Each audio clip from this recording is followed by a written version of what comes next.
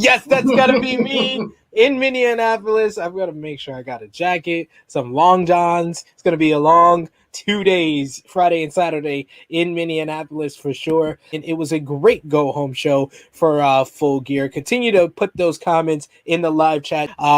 Good guy, but a piss poor booker from Will T. Agreeing with Jimmy. My new favorite commenter. Go ahead, sir. You saw Sid skip that comment, right? I love that. He's what do you call? He's fucking I go up to a certain point. Those came after that certain point. I'm not discriminating. Even Matt Jackson didn't make me sick as he usually does.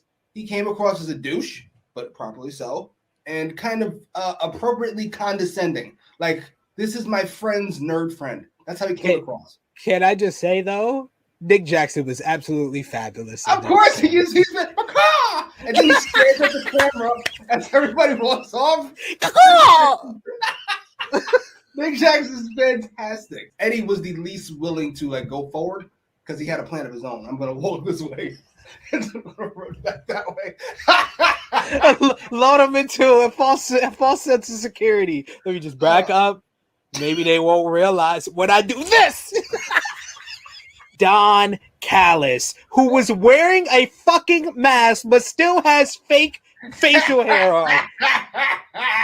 That is some excellent heel work. Bill's Mafia saying someone on Twitter pointed out that that Hangman is wearing the same shirt from the sit-down interview with JR before Revolution 2020. This little you gotta go back and watch a bunch of shit to catch some of this. Maybe he's a fucking grown man who fucking wears shirts. I mean, how often has he worn that shirt? I bet you can point out 3 other times he wore that shirt. Yo, he always wears shirts. Thank you. Hold on. Stop adding shit. Look at this. He's got like 4 shirts. He's only got 4 shirts, ladies and gentlemen. He's gonna repeat some.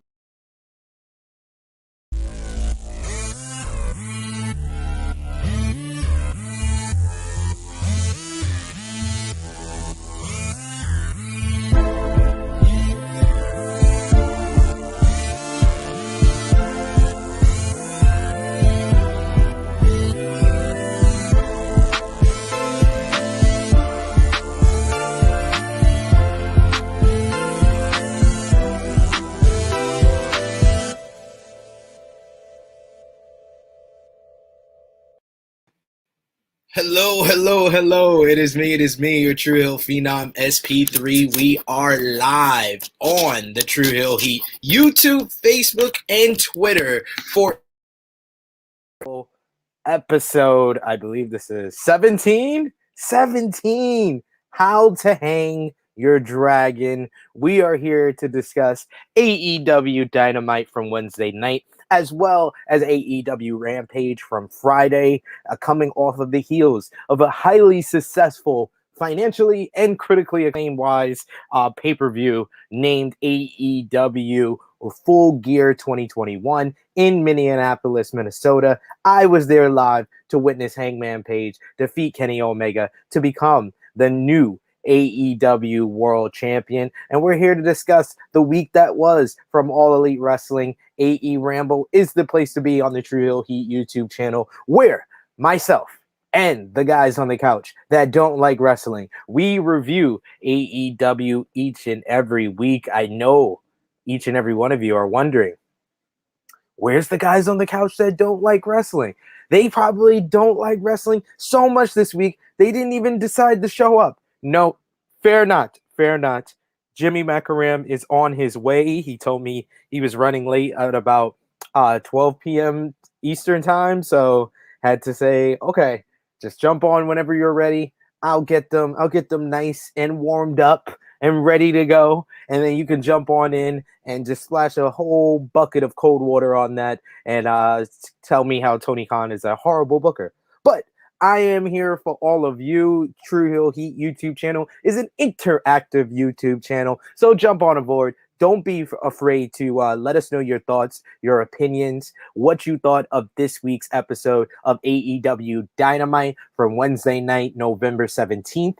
or what you thought about AEW Rampage from Friday night, November 19th. We're going to get all into it. Your job to help us out, like we help you out by recapping these shows, is drop a thumbs up on this video, share this video with all your friends. Of course, if you are new to the True Hill Heat YouTube channel, please hit the subscribe button, hit the bell to stay notified for all the great content here. We have live streams almost 5 to 6 times a week, so you can enjoy a whole bunch of True Hill Heat content. We got Rated Raw Superstars on Monday night following Raw. We got NX3 following NXT 2.0 on Tuesday nights.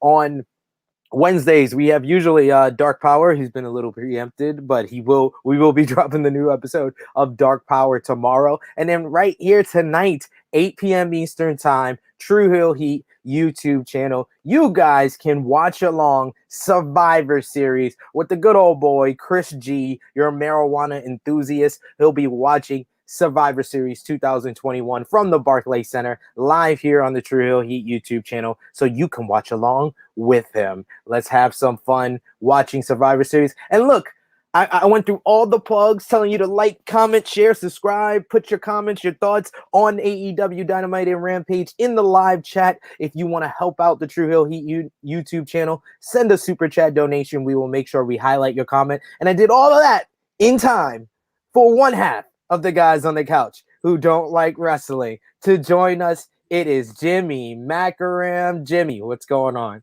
This worked out fantastic. It did. Let's skip all the plugs. Exactly. All the shit you don't like me doing. So he was like, hey, I came at perfect timing. Look at that. Look at how all that works out. I didn't just wake up. I was about to say that. I was really about to say that. I was like, I was awoken by my roommate, who was awoken by his landlord, so we could winterize my window at 11:20 in the goddamn afternoon. Okay. Well, how did winterizing the window go? It didn't work. He's got to come back again in a couple days. He's like, and the dumb shit didn't even work. He came interrupting shit and didn't even work. And by your roommate, you mean the esteemed hot take machine known as Marcus Cash. Will he be joining us? No, he didn't watch Dynamite yet. Ah. Last night he was watching Full Gear. Oh, wow. Okay. So you see where he's at. Ladies and gentlemen. Marcus Cash hopefully will rejoin us next week right here on AEWramble. We want to thank everyone who's already joining us live in the live chat. The Negro Buck is here. Nick Jackson, he's saying, what's up, everyone? Hope y'all are having a good weekend. I'm having a great weekend. What about you, Jimmy? Yeah, very mad weekend. Very mad. I wasn't pleased with Rampage. I wasn't pleased with other shit that's going on in life. Very mad weekend. Damn. Okay. Well, we're gonna get into that. Ladies and gentlemen. I think we have a rant on our hands. We got Monique saying, "Hello, everyone. Hello to you." Hello to you. Nick Jackson. See, wrestling fans and wrestling. Jimmy can now say "lady and gentlemen." Nick Jackson saying, I'm guessing Marcus Cash is still busy running day-to-day operations for the Bronson Reed fan club, who just debuted at Impact Wrestling, Jimmy. I love it. That sounds more his speed. That sounds more about his speed, ladies and gentlemen. You sound like CM Punk during the Eddie Kingston promo. I don't know if Full Gear is up to your standard, maybe like Dark or Elevation. Yes. Frantic World saying, what's up, guys, in chat? Thank you for joining us, Frantic World. We always love seeing you, brother. Bobby Badito saying Tay Conti is future championship on AEW. I don't. Way to go on a limb there, by the way.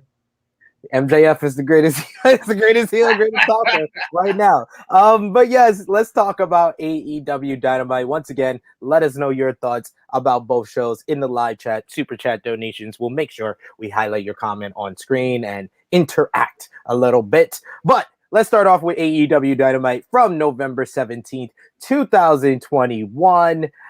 This show was from Norfolk, Virginia, the home state of the one and only AEW World Champion Hangman Adam Page. Let's put up that good old graphic Romeo left for me. Look at that. Look at that beautiful Norfolk landscape. But this show opens with a Full Gear recap. I like that a lot, because this is what I tend to, one of my criticisms of AEW that I don't really mention too much on here is that I'm here alone.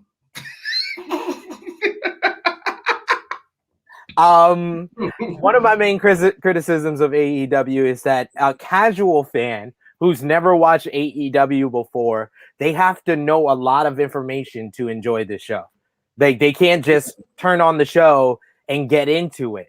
And one of my criticisms of WWE that does make it good for casual viewers, but it's awful for people that watch week to week, is how many recaps they do. They do at nauseum, at minimum, 4 to 5 recaps on every episode of Raw or SmackDown. But it's to get people into the rhythm and they know what they need to know before they watch the next match or segment.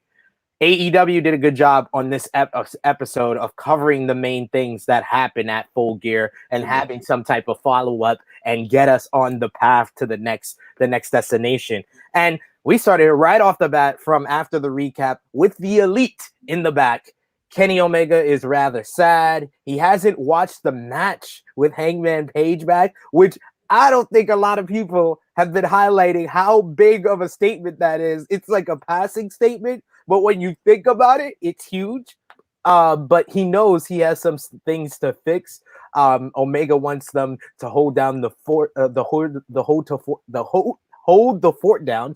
Easy for me to say while he's gone. And Adam Cole says they got it, Cleaner. I got this. And Omega meant that he was talking to the Young Bucks, and they walk off after this little bit of confusion. But this seemed like it was the write-off for Kenny Omega. So couple of different things to take from this short promo, which I thought was fantastic.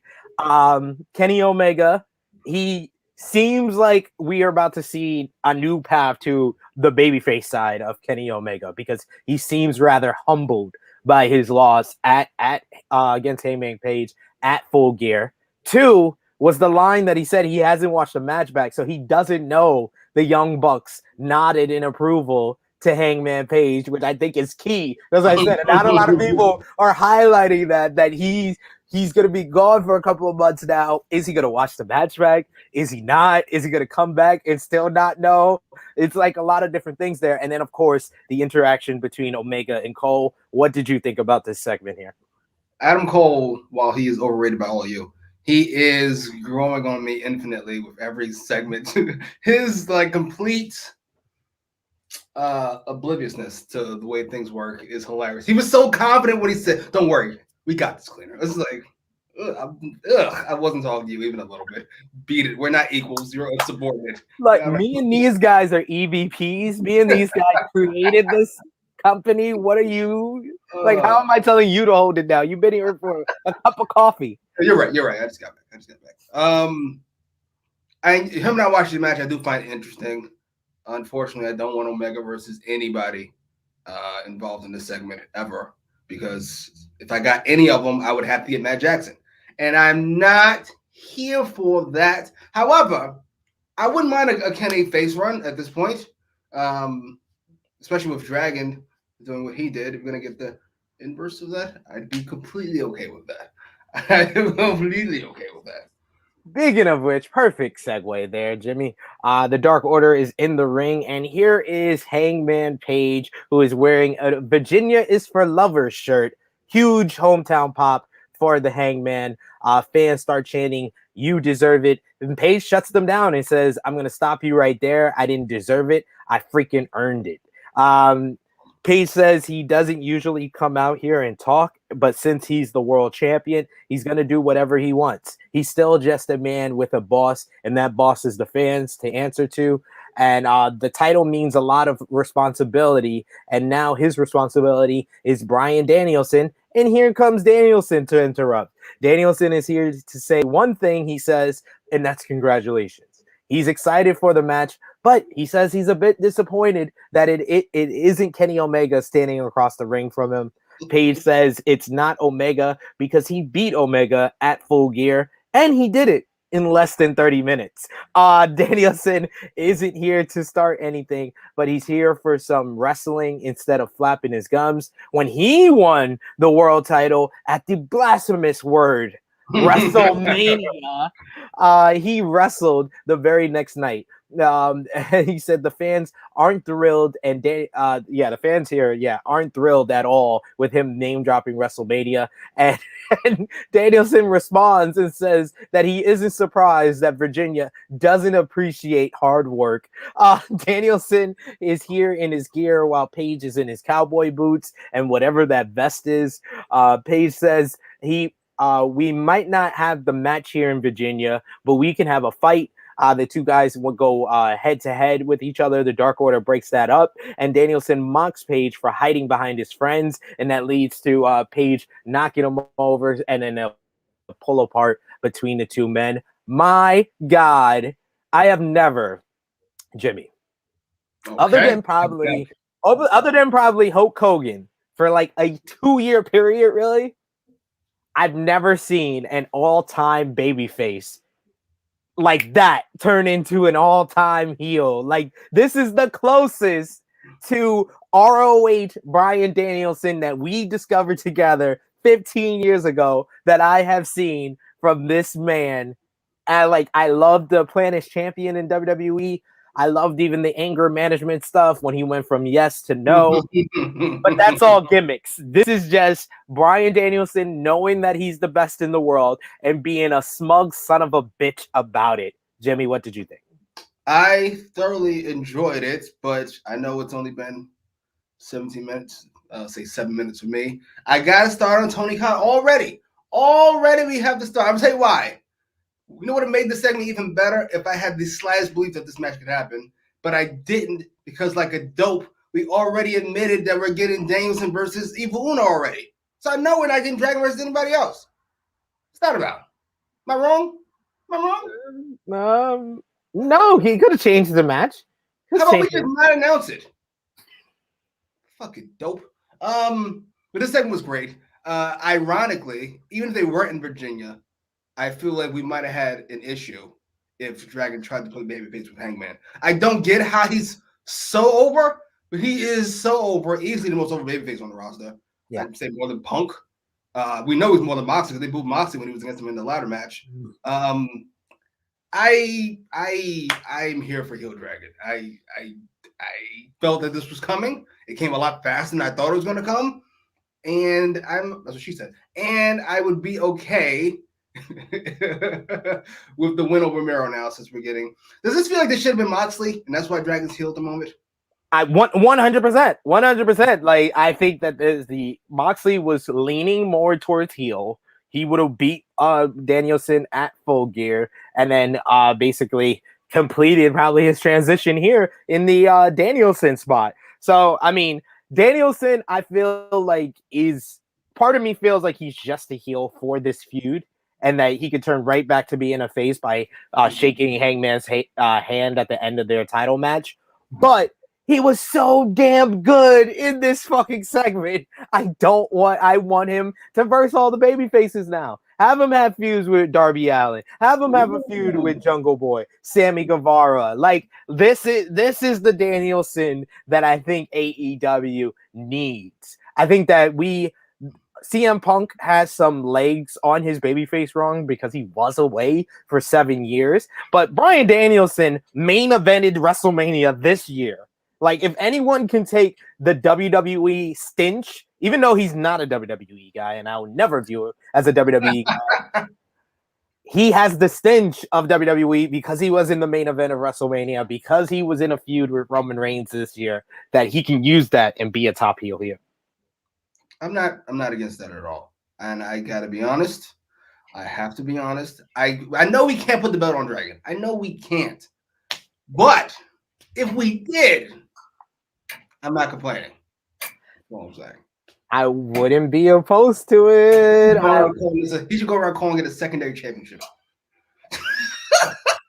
I went to this company and won your top secondary title. I love it. I love it. But to follow up with that heel turn or heel reveal, as some people are calling it, Bryan Danielson went one-on-one with Evil Uno in the opener on Dynamite. This was a good matchup here. Danielson kind of dominated the opening, taking Evil Uno down in a hurry, grabbing a half crab. Uno made a comeback in the middle here, but Danielson was just too much. He hits the running knee, but he then calls out that he's gonna kick his motherfucking head in, and then stomps at Evil Uno's head before putting him in the triangle choke when he was already knocked out and winning in just over 6 minutes. I thought that this was exactly what it needed to be. It wasn't a squash. You gave Uno enough offense, but Danielson looks like a monster heading into this championship matchup. The following up, post-match, Danielson is interviewed by Tony Schiavone, and he says he's going to take out the Dark Order one by one. And he said because Hangman disrespected him, he had to kick that man's head in. And next week, they're in Chicago, and that is the hometown of Colt Cabana. So if Colt Cabana is interested, come get your head kicked in. What did you think about the match and the post-match interview?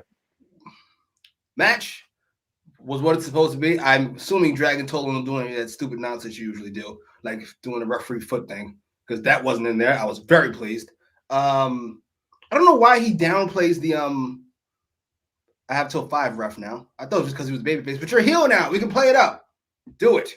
Hey, give him a week. He just getting his baby his heel. You got to shake it off. Yeah, you gotta shake off that baby face stench. Like, okay. And he dropped it twice in this match, which I'm here for, by the way.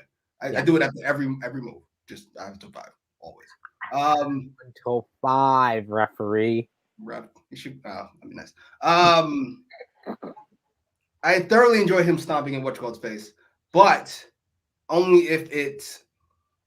Man, this is the worst Nick Jackson ever. I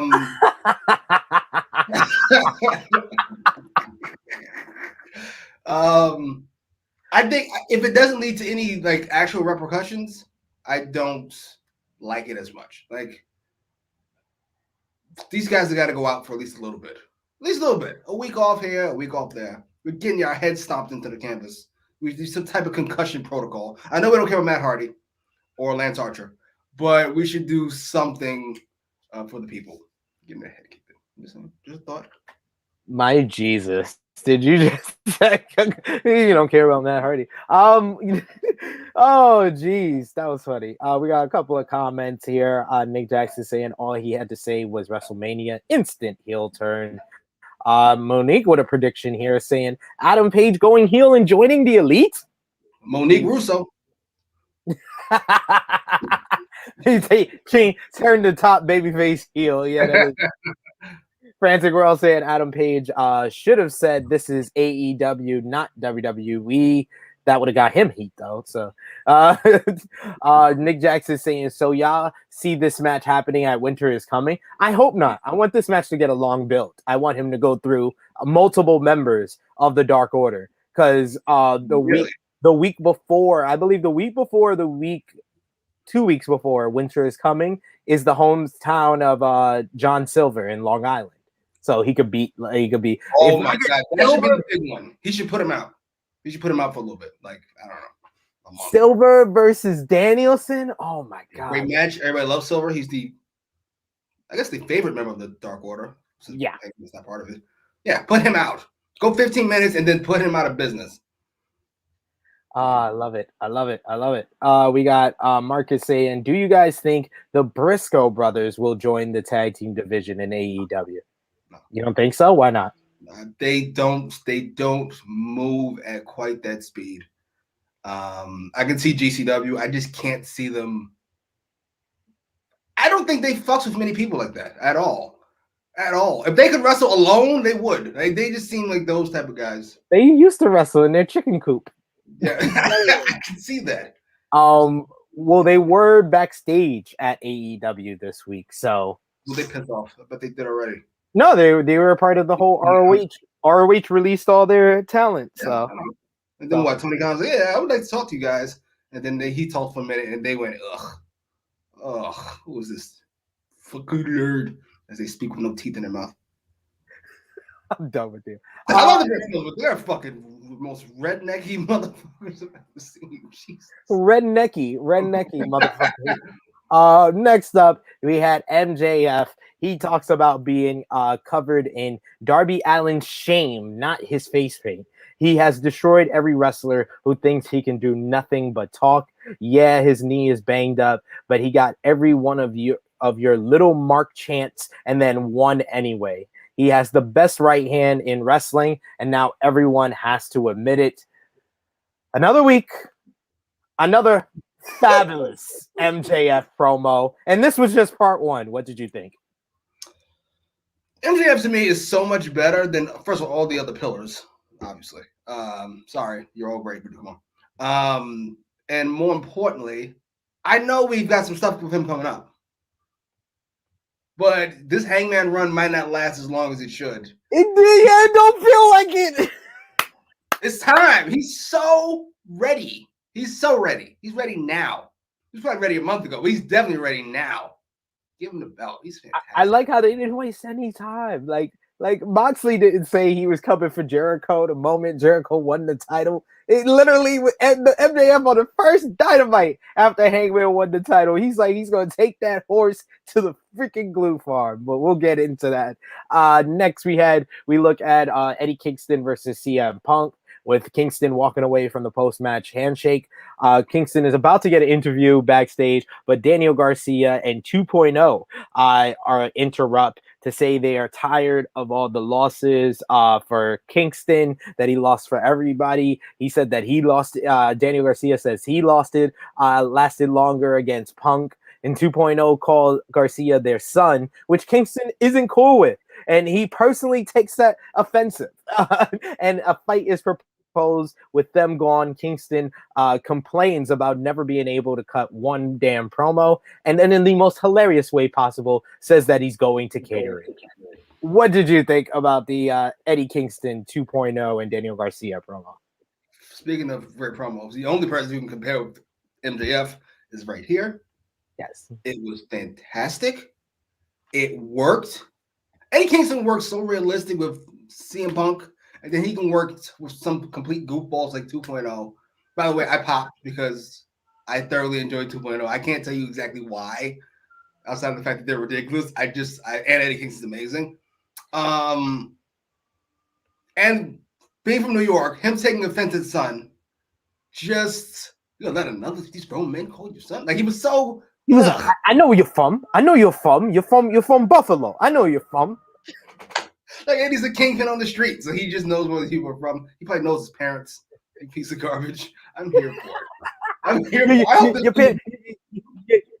Your dad used to work construction out in Plattsburgh. Yeah, I know you. They jumped your cousin on 15th Street. I was there. I remember that. I want to see him so much. Just keep going. I want to see Eddie in one of those New York gangster movies now. Andy called out the constant interruptions in AEW. Like, can I finish a promo, please? I'm heading to catering. You don't like 2.0. What the fuck? I'm sorry. Who don't like 2.0? How dare they? How dare you? Nick Jackson saying 2.0 is hilarious. Thank you. And especially if you watch them on BTE, I do. Alan Weinstein said, I can appreciate 2.0 for their in-ring work, but I don't like them. He's a fucking bum. Fucking bum. Nick Jackson saying, just let Page hold it till Revolution, and then I'm fine with Max unseating him. That's what that's in the end of February, beginning of March. Like that's I've been said this. I said this multiple times before Hangman even won the title, that it's all about the chase. When you have a 2-year chase, the guy doesn't need to hold the title for a year when he finally wins it, because it's all about the chase. Like, he's the hero. He completed his arc. He completed his story. As long as he's the first guy to beat Danielson.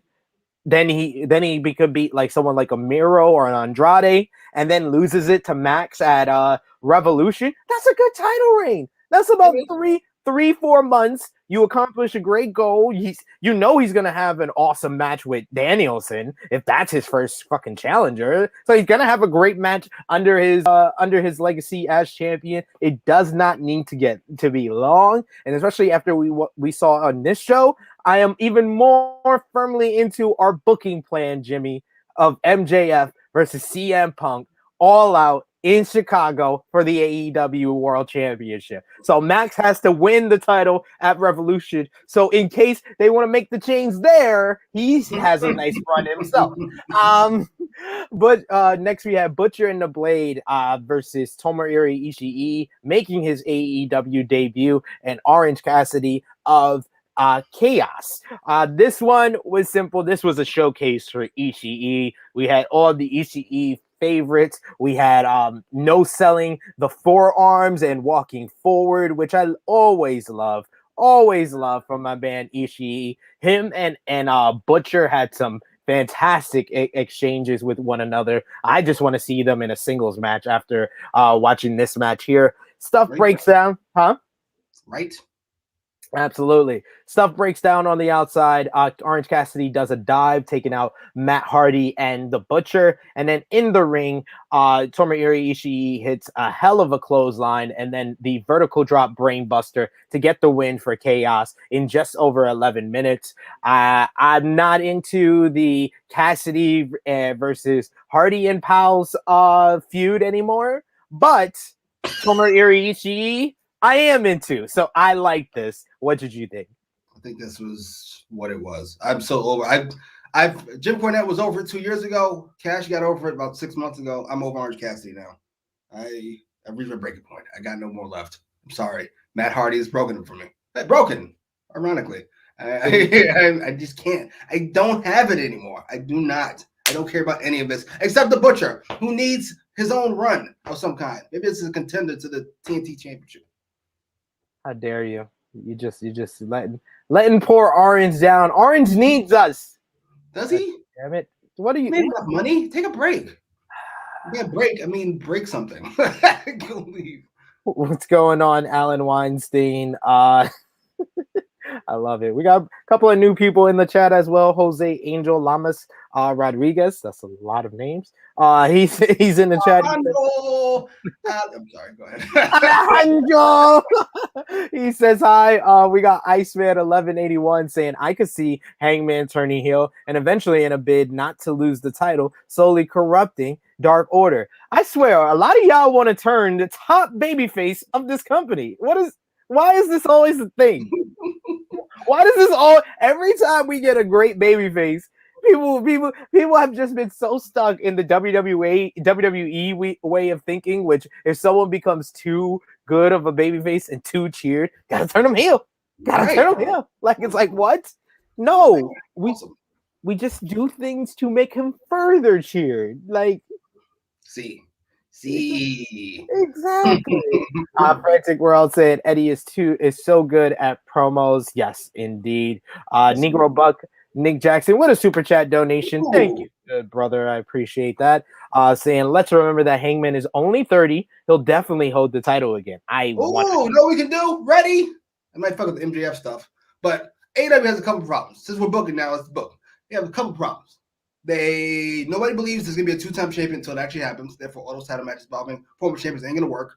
And Miro's is in trouble. I think he's in real trouble now because if MJF becomes the top heel, Miro's kind of left out in the cold. You can't win the TNT championship and you can't win the top title, so we're fucked. So here's what we do. Ready? Miro takes the belt off Hangman. I know what you're saying. What? It's outrageous. Hold on. We give him a couple title defenses. Miro takes the belt off. Then Miro has a month, maybe 2 months. Then Hangman takes the belt back. Now, Miro had his little run. Hangman is the 2-time champion, first ever, and it's an AEW guy, right? And more importantly, every time our former champion has a match, we believe he might win because we do 2-time champions. You're welcome. It's free. Tony's not on the house. We know you watch, Tony. We know you watch. But you know how I know he watches? Because I've been saying for a few weeks now, he's a great owner. He could tell how uncomfortable I was saying that. So he immediately told these bitches to fuck off. And I went, thank you, Tony.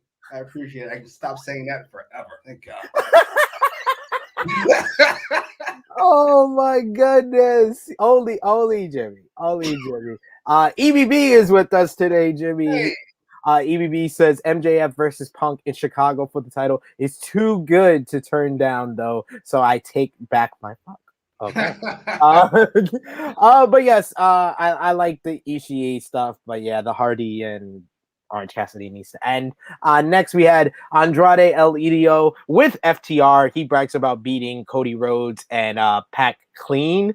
And then now he's going to show them his good size. FTR says they're annoyed and that they'll wait and they'll waive. They're so annoyed that they'll waive their fee and team up with Malachi Black and Andrade for an 8-man tag against Cody Rhodes, Pac, and the Lucha Bros. And Tully Blanchard even threatens Arn Anderson because he has one more fight in him.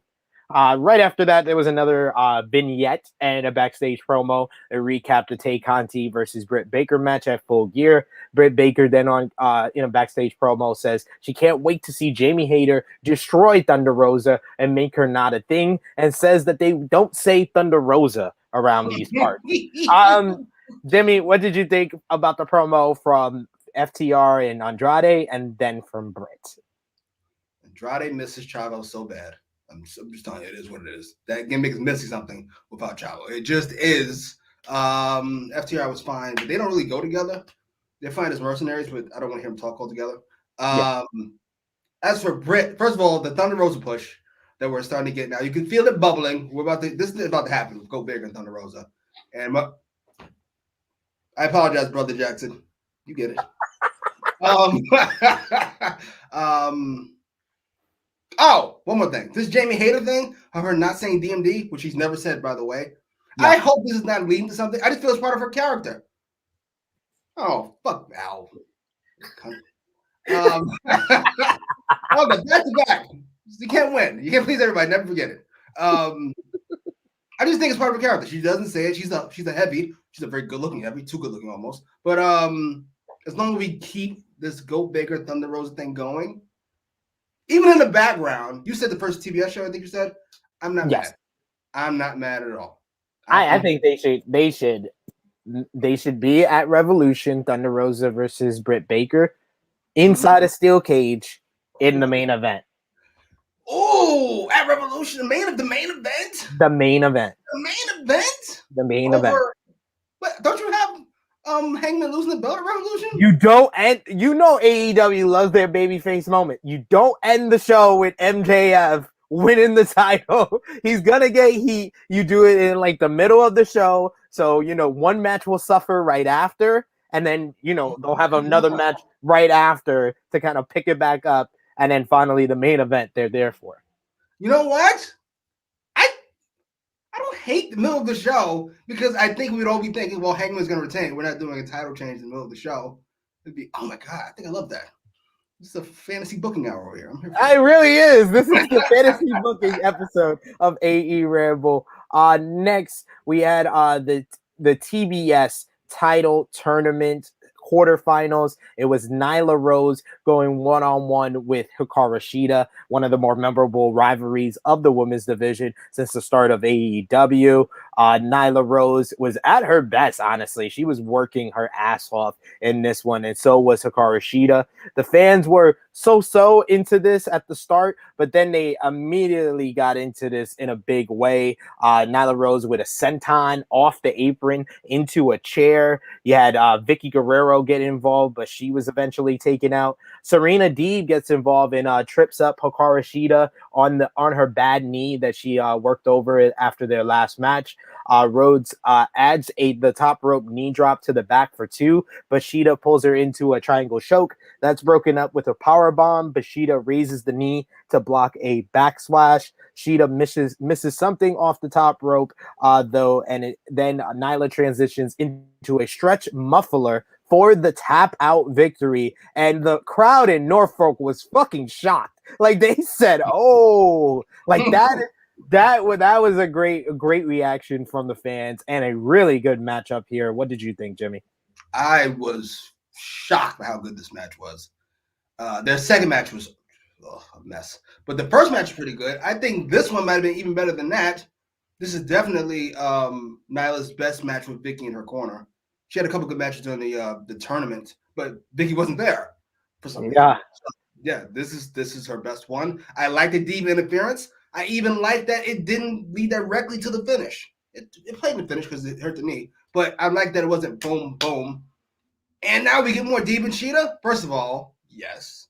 Secondly, I feel like Sheeta's found a gear now. She was kind of hovering towards the end of her reign, and obviously afterwards. And she's back, I think. Ever since they put her back on Dynamite, she's been killing it. Like the 2 matches with Serena, arguably her best match with Nyla. Like, keep giving Sheeta these opportunities. I want them. The TBS premiere, give me Sheeta versus Deeb 2 out of 3 falls. Oh my God, let's go. We booking everything. We booking everything out here. This is who I wanted to see when all you people tell me how much better Sheeta is than the rest of the division. So I'm like, I don't really see it. But now I'm seeing it a little bit. That's what I want. I don't ask for much. She ain't better than Deeb, though. Let's not get crazy. Let's not get crazy. Not better than Deeb, not better than Baker, not better than Rosa. It's fair. Fair. Just being fair. Just being fair, ladies and gentlemen. That's what we're here for. Next up, you have Malachi back with a quick little promo for next week's 8-man tag. And then here is MJF. He's flanked by Wardlow and Shawn Spears, the latter of whom talks about how MJF can beat any of your heroes with a headlock takeover. MJF says that he's the man who will start a bidding war in 2024, and he could take your hometown horse and send him straight to the glue factory. The rankings won't tell you this, but he deserves to be the next world champion. And then Excalibur with a great line on commentary saying, says the guy who's only wrestles 3 times a year. There is no one in that locker room on his level. And then the music hits. And I know me at home was just like, it's happening. No, I literally was like Steve Carell. Like, I was like, it's happening. It's happening. It's happening. The fans at JR like this while telling MJF to shut up. MJF extends his hand. He says, I'm Maxwell. Nice to meet you. But Punk just looks at his hand, looks at him, and walks away laughing without saying a word. Chef's kiss. That was perfect. That was perfect because you know we're going to get the promo exchange. You don't need to blow your load on the first time out. I think we are building to a major matchup. I don't know if this is going to be the main event for the premiere on TBS. Maybe the Battle of the Belt Clash of the Champions show. Or I would love for this to be a long-term build, because the last time MJF had a long-term build heading into Revolution was probably arguably one of the greatest storylines in AEW history, the build up to MJF versus Cody at Revolution. Like, TV week to week, that gave you some of the best television, and I think Punk and MJF can top that. What did you think of MJF's promo and the interruption from Punk? MJF had 2 great promos in one night. MJF is he's on something right now. That's on another level. Right? Number 2.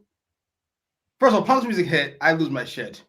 And I'm just for the crowd reaction because they've been weird all night, but they were happy Punk was here. I'm already imagining all the different shit that's going to be said between the two of them when Punk gets into the ring, and then he walks away with a smirk, and then he starts laughing. And I went, I gotta be honest, I think the promo exchange is more anticipated than the actual match. So you could do like a build up to the promo exchange and then a build up to the match, because you could see MJF get more and more annoyed with him every week. He doesn't respond, or he doesn't answer him, or he doesn't come out, or whatever. I don't know where it goes. You said TBS. I wouldn't be mad at that. I wouldn't be mad at anything they do. But I need it to be a deal. Like, in 2 weeks, Punk's actually going to be in the ring with MJF and have a conversation about. Yeah, they promote promo segments all the time. That's the promo segment to promote. Let's go. Finally. And then Punk. Here's the thing, though. Here's the question. Punk is no slouch, clearly. Is MJF ready for the smoke When he does that cheap heat shit on Punk and he says something reckless, Punk might go off, and it might not be pretty. Punk might go off. He say something about AJ. Oh man, it's gonna get real quick. It's gonna get real quick. It could be dangerous. So Punk might just tear down his whole gimmick, and then we're done with MJF. Like that wouldn't be fun. Blah blah blah blah. It's like Jesus. Oh, don't ruin it. You ripped him apart and then threw him in the trash, Punk. Oh man, this is something magical. That felt electric. That felt like the first time Rock and Hogan were in the ring with each other. Like that type of electricity you don't get all the time. But the thing I love the most about this is the characters fit to a T. Like MJF, not only does he think he's the best and he's overconfident about it, cocky about it and stuff, he wants attention. That was the whole story with Darby Allin. Like, he was like, oh, I can get to you mentally. I can get your attention. I can get in your head.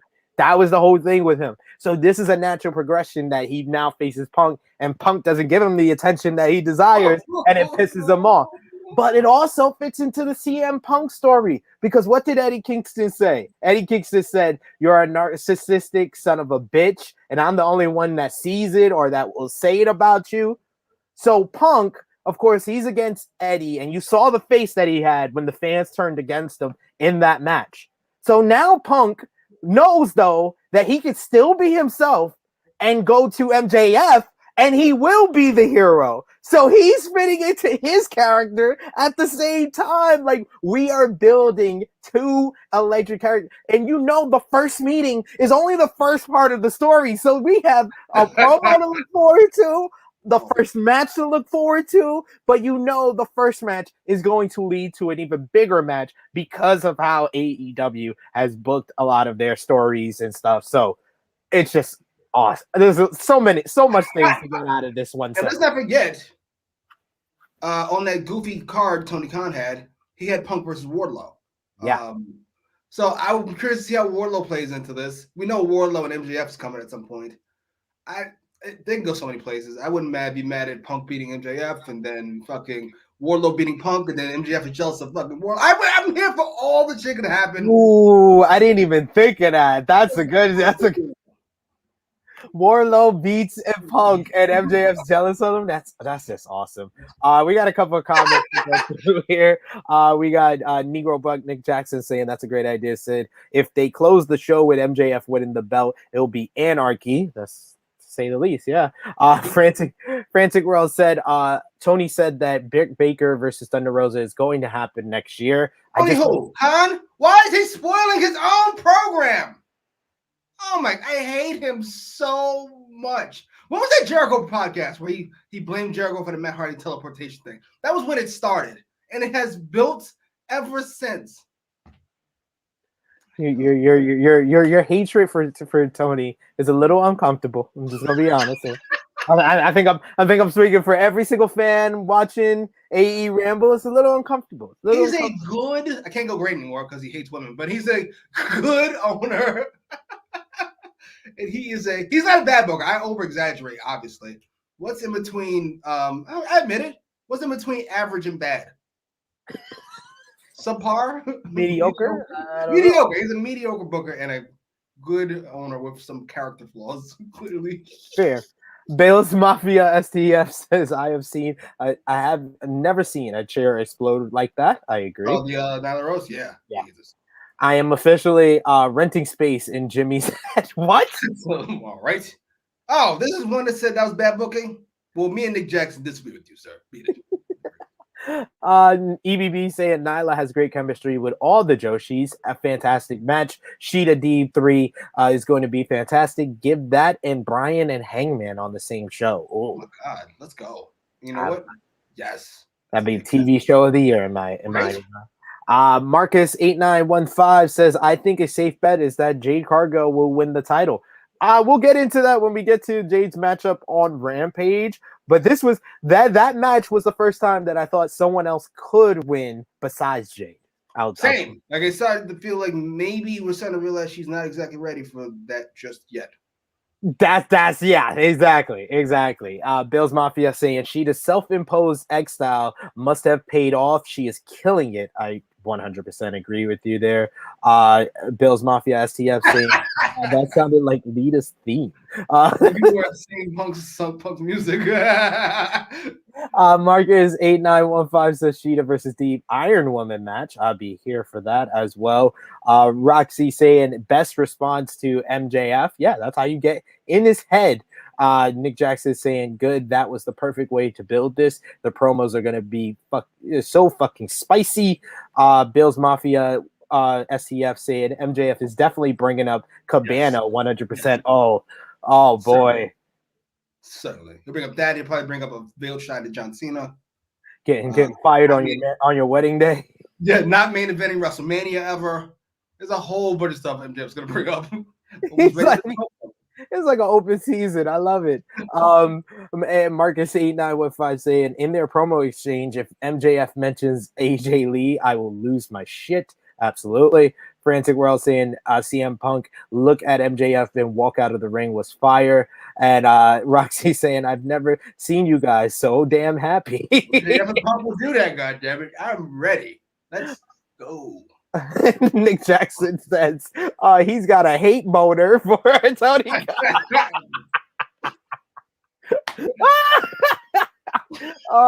Backstage, we go to Darby Allin, who says he'll face MJF again, but for now, he wants the biggest and the baddest AEW has to offer. Cue the Gun Club with Billy Gunn accepting the challenge. On the other side of the break, the Super Click doesn't like Jurassic Express, so on Rampage, they challenge Jurassic Express to versus Bobby Fish and Adam Cole since the Young Bucks are not cleared. What did you think about these two segments, Darby and the Super Click? I don't understand what Darby has done to deserve this punishment that he clearly is done. Did he bang?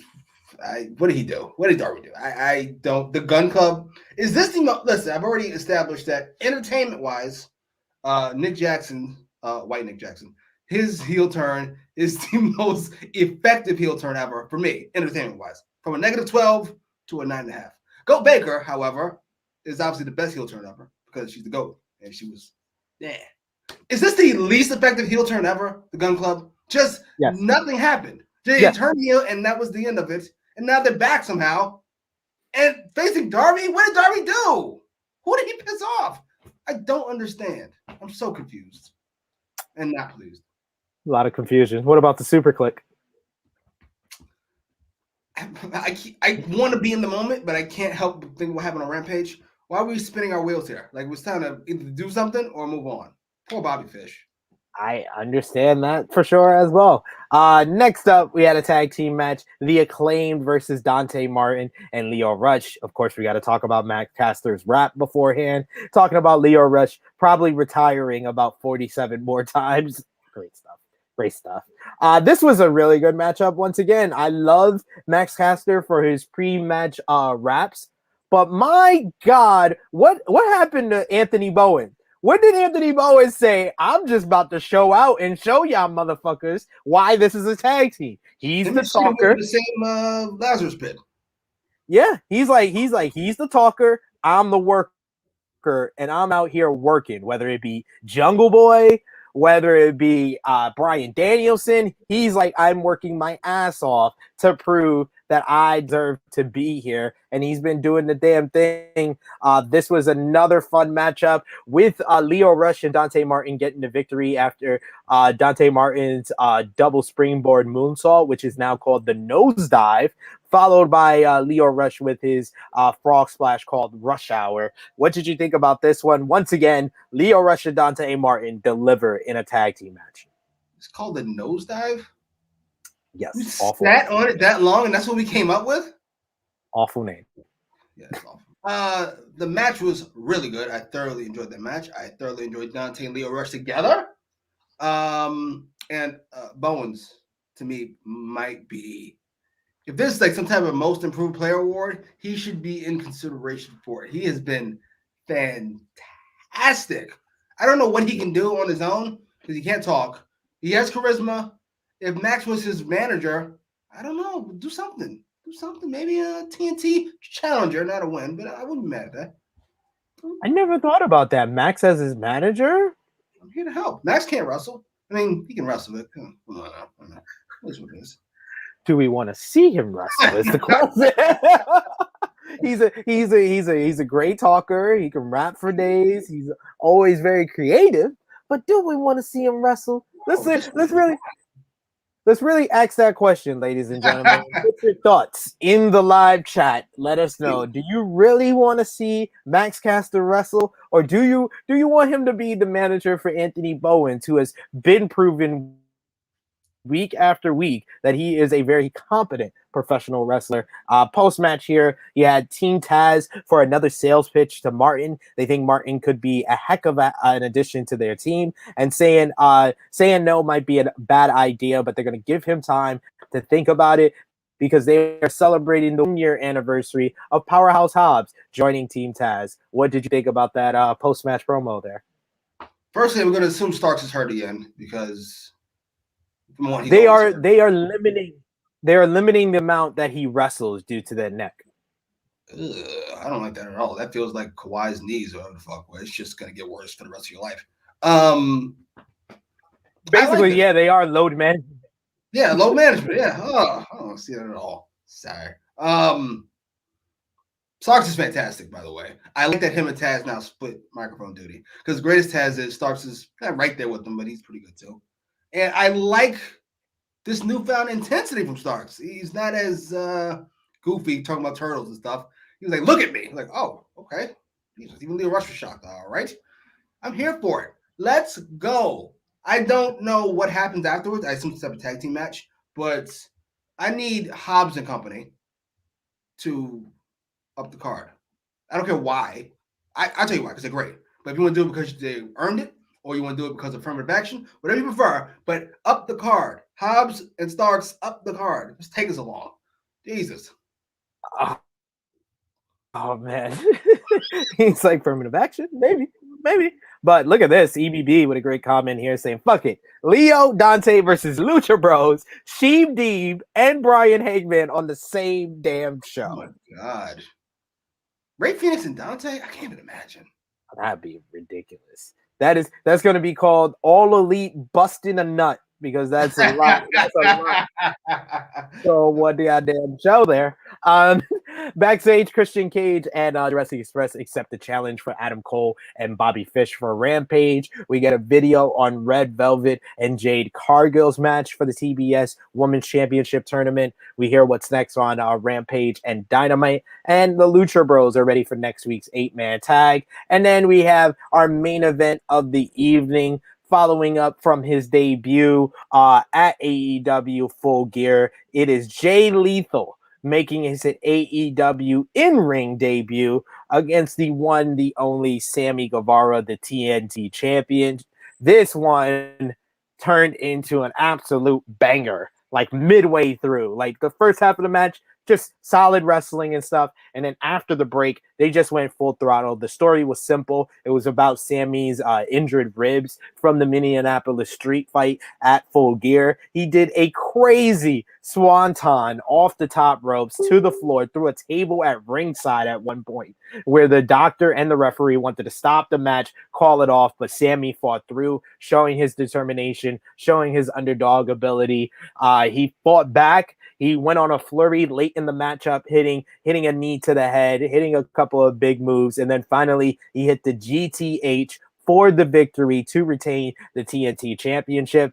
I thought that this was a marvelous main event matchup. Awesome stuff from both men. Jay Lethal once proven to me that he can stand up with the best workers in AEW in his first night in the company. Great stuff. What did you think? I have a question. First of all, let me get the positive stuff out of the way because I don't want people mad at me. Great match. Jay Lethal was fantastic. Sammy Guevara was fantastic. He's got to work on his babyface facial expressions. He always seems like a jerk. Okay, so he swantons through the table, right? And he's clearly hurt. He's in a lot of pain, that's the whole point of a wrestling is to put your opponent in pain. Why are we giving him time to recover with the doctor and all the other people coming out here when Lethal could have pinned him at this point? He could have got it. All these things could have happened. Instead, Sammy is allowed to take a 2-minute break and then get back into the match. EBB and Jimmy Macram for AEW booking team. Anyway, I'm not gonna win. I like this match. I think we all know Sammy was gonna win because we haven't seen any title change like that happen. Where a new guy comes in and wins the belt. We gotta do that soon, otherwise all these matches make no sense. That's why I thought. I honestly thought Lethal was gonna win. That's what made this match better to watch, because we talked about it last week when we said during the Full Gear review that if they're going to do this match, if they put it in the main event, more people are going to believe Lethal is going to win, because you've been doing all this introduction in the TNT Championship matchups. Eventually, one of them is going to have to win the title, so it should be a guy that you already signed, and so it would have made sense. I thought, I said earlier, the report was that the Briscoes were backstage. I was like, are we going to get like a ROH invasion angle? Like ROH, like Briscoes, Lethal, Gresham, feud with like the Inner Circle and stuff, like something like that. I don't know. I thought we were going to get something, but still we got a fantastic main event. It was a fantastic match, but I felt like most of the pinfalls were Sammy getting their falls. I was like, are we setting up something elite? It just never happened. All right. Good match, but a bit of a drainer for the main event, I thought. Then Jericho came out. I was like, oh, that's what I'm getting in the night. That's what I'm getting the show after Full Gear. I'm getting this weird mutual respect moment to end the show. I felt weird. I want fucking MJF. I would have preferred the ROH invasion angle. That would have been a hot way to close the show, but we got a great main event. Both guys looking good. And another thing, I have to highlight this comment here from Nick Jackson saying, great introduction for fans not familiar with Lethal. Another thing with the casual fans. If you want casual fans to watch, introduce these people that are making their debut. If you're working with New Japan Pro Wrestling, get some footage of Tomohiro Ishii before the match airs. You guys do a very good job of like putting a 30-second promo here, so this person's on TV and stuff. But as far as like vignettes, we only get them around the pay-per-view or recap of the pay-per-view, and we don't get it enough on the characters. And I feel like that would have been a great place for that. And even with Lethal, get some footage. You've been working with Impact so long. Get some footage of him in Impact. Get some footage. Ask ROH. Make a deal with ROH. Get some footage of him from ROH here. That would have been a good introduction before the main event to get the people invested.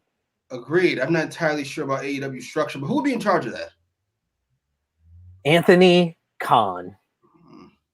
Well, so maybe we should have heard from Jay Lethal before the match. That'd been interesting. I don't know, just random thing. That's what I'm saying. He can get the big things, but the little things, we can't do the little things.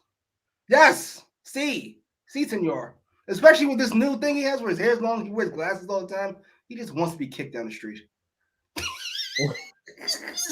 Look at that face. What was that for? I said it's the Brody leaves. Yeah, that was the Brody leaves. All right, that's on his face. Poor Tony. Poor Tony have to deal with hearing Jimmy.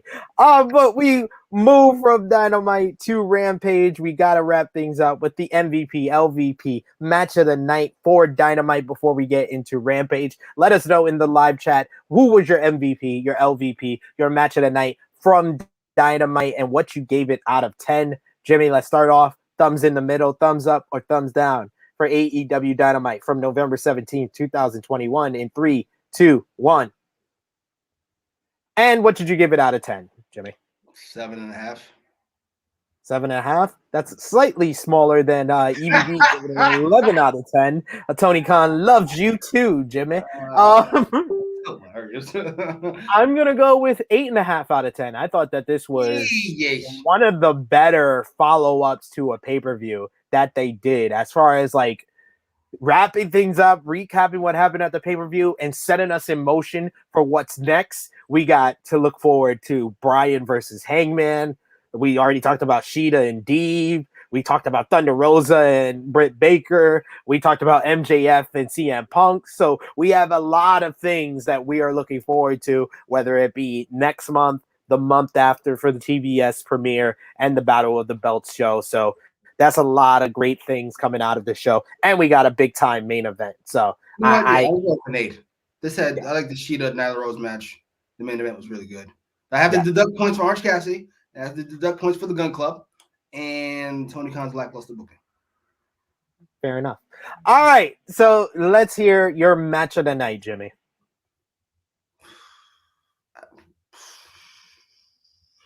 Shit. I kind of feel like I have to go with the main event, but I feel like I got a general fine. You're going. I would say I wouldn't be mad at anybody who either picked the main event, Acclaim versus Leo and Dante, or Shida versus Rose. Shida versus Rose, what I was thinking about. I really like that match. No, yeah, I'm going with that. Shida Rose. Shida Rose. I'm gonna go with the main event. Sammy and Lethal had great chemistry with one another, and I felt like that was one of Sammy's better matches. Monique says one of Sammy's best matches in AEW. Really? I would say off the top of my head, the only matches that I felt were better is the MJF match and maybe Miro. Maybe Miro. Ooh, definitely MJF match. Definitely. Yeah. We got Nick Jackson with Dragon get the MVP. Who is your MVP for this episode of Dynamite, Jimmy? Dragon is a close second, but MJF, sorry, he's in his bag right now. He's a 40-year-old Ric Flair. He's just, this is what I do now. He's that good. Yeah, I don't know how you give it to anyone but MJF.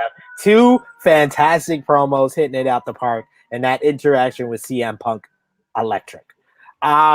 And then LVP for this episode of AEW Dynamite, Nick Jackson giving Evil Uno simply because he got his fucking head kicked in. Ironically, I'm gonna go with Darby because poor bastard. If anybody's taking losses this episode, it's fucking Darby, and it's gonna continue past Friday. Oh my god, what did he do? I don't understand, even a little bit. I don't get it. I'm gonna go with the Gun Club.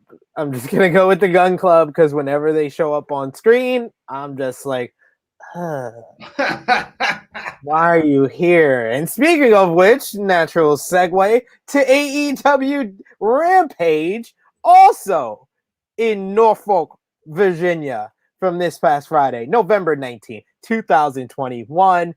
We kicked off things with a quick little recap of what we had in store on tonight's episode, and then we got right into the action as it was the opening contest of Billy Gunn, the Ass Man, Billy Ass, and the Ass Boys coming down to the ring with him, Colton and Austin Gunn to verse Darby Allin with Sting. This was. This definitely was. Well, we got a Sting and Billy Gunn interaction, but Billy Gunn mainly just dominated this matchup. He was like a monster heel here, but Darby made a comeback at the end, hitting the stunner move that he usually hits. Then he hit the coffin drop, and motherfucking Billy Gunn kicked out at one.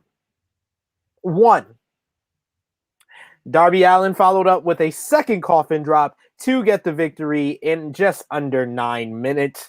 What the fuck are we doing that we need to protect Billy Ass of the Ass Boys in 2021? What the fuck are we doing, AEW? Please explain to me this. Post-match, the Gun Club beats down Sting and Allin to leave them laying. And I think we're getting a Billy Gunn versus fucking Sting match. What the fuck are we doing, Jimmy? This is your guy. I don't even have the energy to yell at Tony Khan about this. I don't even have what? They did this like 3 or 4 times where they stare at each other. Like this is like Billy Gunn's Triple H. Like I don't care about any of what? Sting is so beyond Billy Gunn. Like this was depressing. Billy Gunn kicking out of the coffin drop is outrageous. I don't know whose idea that was. Darby should have went full Bret Hart. Like, I'm not putting on if that's gonna happen. I'm not doing that. What? And then it was like they've assaulted Sting and Darby. Billy Gunn just punched him in the face a couple times, and that was it. Billy's such a monster that that big old monster, Billy Ass. And by the way, AEW's drug policy clearly not as stringent as some others because Billy Gunn looks preposterous for 25. I'm not sure how old he is. Oh, Nick Jackson with the comment, why finally. the fuck did he kick out at 1? Yeah, fuck it. Jimmy's right. Tony Khan stinks. It took long enough. That's all it took. That's what. To be fair, you know what? Now I'm mad at Nick Jackson. That's all it took was the complete outrageousness of Billy Gunn kicking out of your young star's finisher at 1. He should kick out of it at all. He kicked out of it at 1. Kiss my ass. I'm in my prime, says Billy. Oh my God. What is this? I gotta be honest, this is probably why I hate the show so much. Because after this, I was done. I was out. Like, this is the most egregious booking they've ever had in AEW. Off the top of my head. Now I might be missing something. I can't think of anything else. Big Show versus what's his face? QT Marshall. That was only 3 minutes at least. This was 9 minutes. 9 minutes of throwing around your second pillar. We got a super chat donation from EUB. Thank you so much. Saying gotta build to White versus Billy. 5-star incoming. Oh my God. I'm so confused. Somebody explain this to me. Is this like this feels what this feels like? This feels like it's not. So don't misquote me. But this feels like somebody handed Tony Khan a bag full of Saudi money, and now he's got to build up Billy Gunn because they want to see Billy Gunn. Like, ugh. Oh, lovely. We get a recap of CM Punk interrupting MJF without saying a word. We then get QT Marshall wants to beat up CM Punk in his hometown of Chicago. Various threats are made to Punk, and Tony Schiavone is not impressed. But we're getting CM Punk versus QT Marshall this Wednesday on Dynamite. Jimmy, how do you feel about that? Tell me I'm wrong. Tell me how brilliant. Tell me Tony Khan's the second coming Paul Heyman. Please tell me. Tell me again. What? What? You know what's funny? I was watching Billy Gunn match, and I actually thought I swear to you, people, you might think I swear to you, I thought at least we're done with the factory, so we don't have the fucking Gun Club and the factory at the same time. And then like 2 segments later, we're getting CM Punk versus QT. I have faith that it's going to be a short match, though. At the very least, this is not going to be one of Punk's longer matches here. I think he's going to run through QT Marshall in Chicago. Okay, I have no faith, but I will. You know what? I'll be watching. TBS Women's Title Tournament quarterfinals. Red Velvet going 1-on-1 with Jade Cargill. A little bit of the early portion of this was a little bit disjointed of sorts, but these two ladies once again proved that they have a great chemistry with one another because they, despite their combined, I believe they had 3 years of in-ring experience. They showed that they were a little green at first, but they got into the groove of things, had a really strong matchup with one another. Jade Cargill looking like the monster heel that she's been built up to be, and Red Velvet just makes a great underdog babyface against her. She tries for the final slice, but Jade Cargill blocks it and then quickly transitions into the Jaded to get the victory in just under 10 minutes. Like I said, both ladies have been working well with each other, and AEW is building a women's rivalry in this one that can be followed up on for years to come because Red Velvet doesn't need to win the TBS title or the women's title at this point. She needs to beat Jade Cargill. That's her big victory now. What did you think? No to any of that last no. Listen, this match could work. And the match was fine for what it was. But this rivalry could work if it was treated as it looks visually, but it isn't. Every time we see them, Jade Cargill, who is, I'm not sure she's as big as I think she is, or if she's just always standing next to Red Velvet, because she towers over Red Velvet. She's a whole head above her, and they're constantly throwing hands like they're equals. I don't understand. Do people not understand that in actual sports, like in boxing and in MMA, there are weight divisions because it's unfair for somebody that big to beat up on somebody that much smaller than they are. And yet Jade and Velvet are constantly having pull-apart brawls with Velvet ends up on the top somehow. What? She should just take fucking Red Velvet and throw it through a car window. This is silly. It's silly. Unless Red Velvet's going to do like Rey Mysterio stuff or Darby Allin stuff. Not against Billy Gunn. It's silly for them to be going back and forth. Like, we're not equals in that way. You got to outsmart me, outquick me. You got to exchange punches? Are you serious? She's a slugger. She's a slugger. Yes, she's feisty. Why? Because she's black and hot? That's not how that works. Throw it through a window. She stirs it up. You know what's great? I'm not sure if Jay's a great actor, but she always seems like she's really annoyed with Red Velvet. Like with the stare it up. Yeah. Stare it up. And she's like, yeah, beat that bitch. I forgot what she said after the match. But it was like, okay, I approve, but Jesus, I'm rough. It's not real, Jay. Keep it together. Speaking of the women's division, we had another TBS title participant in the tournament, Thunder Rosa. She's ready to beat Jamie Hayter this Wednesday on Dynamite and move on to the next round.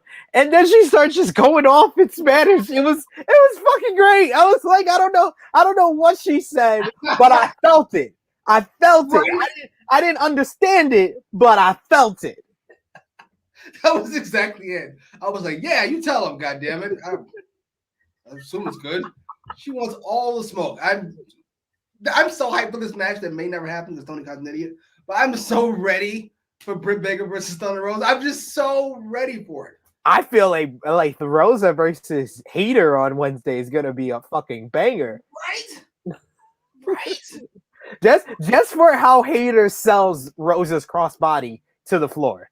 She sells it like she is attacking the motherfucking floor, and that's not the ring mat. That's the fucking mat outside the floor with concrete under it. CM Punk is ready to face QT Marshall in Chicago. You don't come into his hometown on the day before Thanksgiving because we'll find out who the turkey is. We look back at the confrontation between Bryan Danielson and Hangman Page on Wednesday with Danielson going heel before the title match. And then we have our face-to-face showdown of the main event participants with the Super Click, Bobby Fish, with Jurassic Express and Christian Cage. Cole rants about the concerto being used to try to get rid of them, but Jungle Boy talks about how he has beaten Fish before last week. Christian thinks it's interesting to see the Super Click talk when they have the numbers advantage. Fish can be there, but Cage is bringing his own friend, which is a steel chair.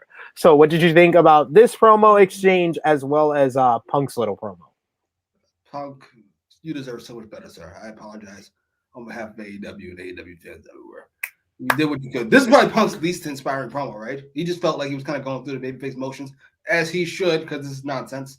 I thoroughly enjoyed Adam Cole and Christian in this promo exchange. I thought they were really good, as they are usually. And it got me. Some people want to get rid of the Mark Henry thing. I like it. I like it now. It gives Rampage a different feel from Dynamite. It does. I need a favor though, sir, because I forgot to turn the comments off because I usually don't look at them. But I need you to highlight this bottom comment here, 122 by EBB. Yes, when I watch wrestling, I want real sports. If the Big Show and Rey Mysterio were in the ring, they should not exchange right hands like they're equals. They are not equals. It's not real sports. It's fucking physics. You feel better? Yes, I'm gonna move. I'll get rid of the comments now. Hold on. Completely off. Then we had our main event. Jurassic Express versus Adam Cole and Bobby Fish. I like that they're now adding that Adam Cole has been calling Bobby Fish his friend, one of his best friends in the world. Good matchup here. Both teams working well with each other, including Fish and Cole. The snare trap is blocked, but a springboard is cut off by Adam Cole's super kick. The Panorama Sunrise is countered into a power bomb by Luchasaurus, but Fish breaks it up for the cover. Fish hits a running splash to Jungle Boy in the corner, and it's time to kick at his legs. Jungle Boy suplex suplexes a charging Fish into the corner. And here are the Young Bucks for a distraction, but Christian is right behind them. He comes out to chase them off with the steel chair. Also chase off Cole, who just leaves Fish once again, and Jungle Boy puts on the snare trap on Fish to get the victory in just over 15 minutes. I thought that this was a very good main event. Jungle Boy's star continues to shine and continues to rise, him getting these big victories in these tag matches. Feel like he's getting momentum, but I don't know if he's like going to be in line for the TNT Championship, World Championship. I feel like his big victory should be against Adam Cole. I think maybe they're building up to him being the first guy to beat Cole in AEW. Agreed. That feels like the only move we have. I like this match. I like Bobby Fish's offense. I'm kind of over the Bobby Fish thing already, though, because essentially that's twice now Adam Cole's bounced. We're friends, but ugh. So either Bobby Fish is an idiot or he's strictly a paid mercenary. Like, we're not friends. I'm a henchman, apparently. Nick Jackson, by the way, stole the show by laying on the ramp and screaming out about what's going on. I'm sorry. I enjoy him so much. He does so much subtle stuff that's just so hilarious. It makes you laugh every single time. He's so great. All right, but that brings us to a close on AEW Rampage. You know what time it is. In the live chat, let us know who you thought was the MVP, the LVP, the match of the night from Rampage, what you gave the show out of 10 or for EBB out of 11. Put your thumbs in the middle, Jimmy. Thumbs up or thumbs down for AEW Rampage from November 19th, 2021 in 3, 2, 1. It's like a barely up. Out of 10, I give this a 6.5 out of 10. Mainly for the main event and the Cargill and Red Velvet matchup. The Billy Gunn and Darby Allin, not my cup of tea, ladies and gentlemen. So, what about you, Jimmy? What did you? 4.5. Oof. I hated that fucking opening match. I hated QT Marshall. I was very disappointed in CM Punk, though I can't blame him for not being excited about that. I didn't love the Jade Cargill match, and I thought the main event was fine. So if you thought the main event was fun, what was the match of the night for you? The main event. Just fine. Main event gets the match of the night from not just Jimmy, but for me as well. I thought all four guys worked well with each other. It felt like a big time main event as well. And I do agree with Jimmy, though. It's time for the Super Click and Christian Cage and Jurassic Express to move on. So if the end goal is to get to, Cole and Jungle Boy one more time for Jungle Boy's big win, let's get to this. Like, Winter is Coming is on December 15th. That was announced on Dynamite this week. If that's the big next event, I think that's where they should blow off Jungle Boy and Adam Cole. I don't know if like I said, I want more time for Hangman and Bryan. I know a lot of people would love for that match to be on this card as well, but I think that. What are you gonna say? But then what's your main event? You need a main event. Punk versus Wardlow. I'm not mad at that. I'm with it. A bunch of big stuff was announced for next week on next Wednesday's Dynamite. You're going to see Bryan Danielson, like we said earlier, versus Colt Cabana. You're also going to see in Chicago on Thanksgiving Eve, CM Punk versus QT Marshall. And the main event seems like it's going to be Cody Rhodes and Pac and the Lucha Bros versus Andrade El Idolo, Malachi Black, and FTR. That should be a great matchup there. And how much the fans give a fuck about the other 7 people in that match.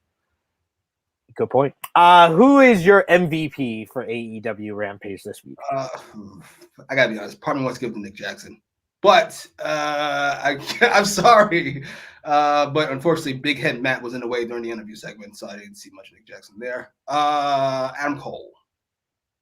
I'm gonna go with Jurassic. Jungle Boy. I was going to go with Jurassic Express as a team, but I'll go with Jungle Boy. They're really doing a great job of building him up, giving him momentum right now. LVP, Jimmy. His second in 3 days. Poor Darby Allin. You poor bastard. Oh, I don't know what you did. You had a great match on the pay-per-view. You stole the show. You had one of the best matches you ever had. I did, and then you get rewarded by Billy Gunn kicking out of your finish at 1. Billy Gunn in his prime shouldn't kick out at 1. What? Oh, Mr. Ass. Billy Ass is my LVP. Yeah. And then why? Why is he kicking out at 1? Like, I'm just so confused by that. So baffled, so bewildered. Why did he kick out at 1? Why? Just why? Maybe he lost track of the count. I would hope no, so. This looks like a powerful, like, the fuck off me. I hate Billy Gunn. Roxy says Undisputed is coming soon versus the Elite. The Undisputed Elite, the UE. That's it. No. We're here. EBB says you see Nick reaching his hand out while going crazy on the rap. Funny guy, absolutely. That's Elite. Negro Buck says LVP Billy Gunn 1000%. Frantic World says Rampage was okay. EBB says 6.5 out of 10. Decent show. Nick Jackson just passing, so no. Failing show. Yeah. Nick Jackson says Jade versus Velvet match of the night. He also says Jade MVP. He also says he zoned out during the main event over this feud. So that's why. It is, to be fair, I'm over this feud too. Orange Cassidy, but over. Yeah, that's another level. Shocking. That's bad booking. Shocking. Hey, that's the main event of Winter is Coming. Matt Hardy versus Orange Cassidy. Only if it's loser leaves AEW can that main event. Loser is coming.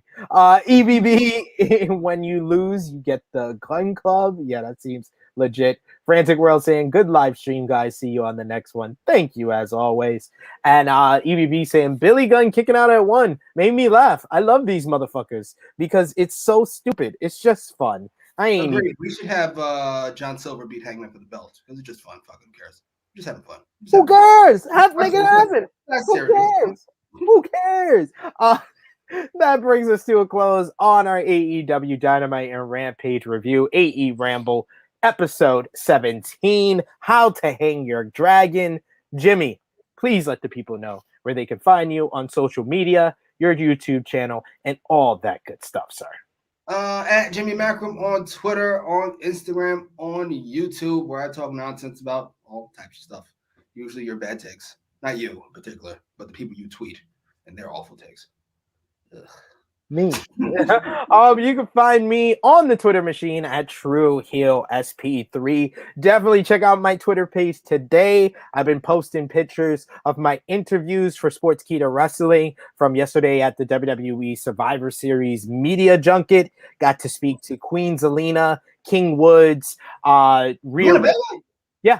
Ripley, Shayna Baszler, Reggie, and not a 12-year-old SP3 was marking the fuck out as I got to interview Jeff Hardy. So that was really good time. Sportskeeda Wrestling YouTube channel. You could see those interviews. The Queen Zelina, the King Woods, Jeff Hardy ones are up right now, as well as Shayna Baszler, Rhea Ripley. So definitely go to Sportskeeda Wrestling. Check that out. Go to Sportskeeda Wrestling and check out my preview of Survivor Series with Kenny Bolin from Friday, where we went in depth on each of the matches, did our predictions. Also check out Sportskeeda Wrestling YouTube channel for Smack Talk with me, Rick Ucchino, and Dutch Mantel reviewing AEW Rampage and WWE SmackDown, as well as Wrestling Daily YouTube channel tomorrow, 3 p.m. Eastern Time, 8 p.m. UK. I'll be there. Mocha Mondays with Sat E Niang Yi. We'll be talking everything that went down over the weekend, Survivor Series, AEW, everything in between. And of course, right here tonight, 8 p.m. Eastern Time, 5 minutes before 8 p.m. Eastern Time, we're going live with our Survivor Series 2021 watch along hosted by Chris G. He'll be watching along as you watch Big E versus Roman Reigns, RK Bro versus the Usos, and of course Becky Lynch versus Charlotte Flair at Survivor Series 2021. Right back here tomorrow, we're going live for our Survivor Series roundtable review. up on the channel right now. You can check out True Heel Heat 152 with Brady from the Heel Marks podcast. We talked all about the WWE releases this week, AEW Full Gear Fallout, as well as preview and predictions for Survivor Series. We also did an Impact Turning Point round watch along last night, watching the show with Chris G, Romeo, and Drunk Guy JJ. Me and Romeo broke down the WWE releases almost just 30 minutes after they were released on the YouTube channel with the Romeo Report episode 14 budget cuts, and me and Romeo ride in the DeLorean for episode 63 of True Rewind, We Are at War. So there is a lot of content to enjoy on the True Heel Heat YouTube channel. So drop a like on this video, share it with your friends, subscribe to the True Heel Heat YouTube channel if you are new, hit the bell to stay notified so you always get alerted whenever we go live on here. I see we got a couple more comments from some Elite Good Eggs, so I'll highlight these real quick before we wrap up. Truly Hill Romeo saying the Young Bucks grandstanded Hangman Page's moment. Damn it. Nick Jackson did. Nick Jackson was fine. Neither one of them did. It was the perfect moment. Completed the story. And then we also got Nick Jackson saying, thanks. Take it easy, I guess. Guys, catch y'all later. Yes. Thank you, everyone who joined us. Thank you, Jimmy, as always. Always a good time talking AEW with you. Indeed. For Jimmy, it is me, your True Heel Phenom SP3. We'll be back with AEWramble next week. This has been AEWramble episode 17, How to Hang Your Dragon. We are signing off until next time.